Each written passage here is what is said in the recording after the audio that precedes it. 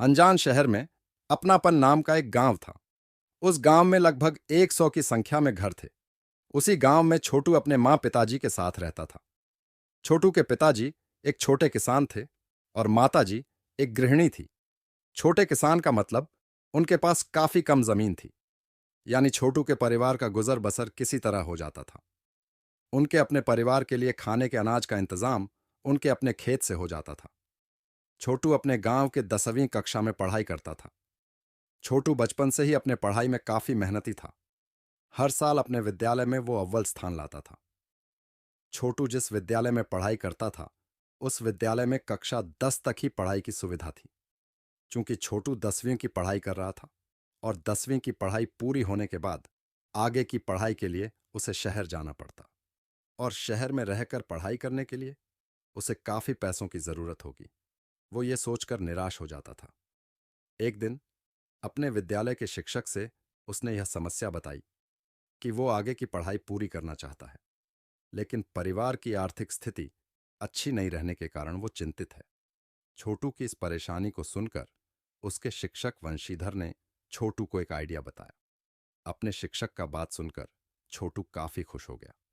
अगले ही दिन से छोटू अपने गांव के सभी बच्चों को अपने घर पर बुलाकर पढ़ाई में इन सब की मदद करने लगा।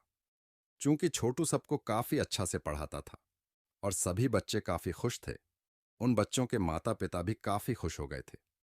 जिन जिन बच्चों को छोटू पढ़ाता था, उन सभी बच्चों के माता पिता ने मिलकर यह निर्णय लिया कि अब छोटू को हर महीने कुछ कुछ पैसा दे दिया जाए, ताकि छोटू को कोई तकलीफ नहीं हो।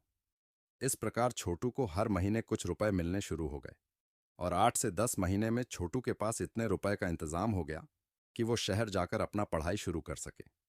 इधर कुछ दिनों के बाद छोटू का बोर्ड परीक्षा हो गया और छोटू अपने जिले में प्रथम स्थान प्राप्त किया। छोटू की इस उपलब्धि पर छोटू के माता पिता, गांव के लोग और विद्यालय के सभी शिक्षक काफी खुश हुए।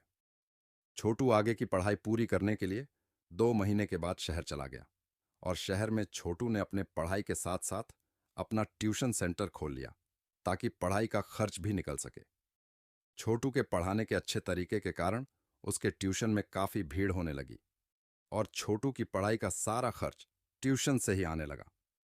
शहर में 4 साल तक रहकर छोटू ने अपनी पढ़ाई पूरी कर ली और उसका चयन इसरो में एक वैज्ञानिक के रूप में हो गया। इस कहानी से हमें यह सीख मिलती है कि हमें हमेशा सार्थक प्रयास करते रहना चाहिए। लगातार अभ्यास करने से सफलता जरूर मिलती है। दोस्तों, उम्मीद है आपको यह कहानी पसंद आई होगी। अगर अभी तक आपने इस चैनल को सब्सक्राइब नहीं किया है तो कंजूसी ना करें, अभी तुरंत चैनल को सब्सक्राइब कर लें।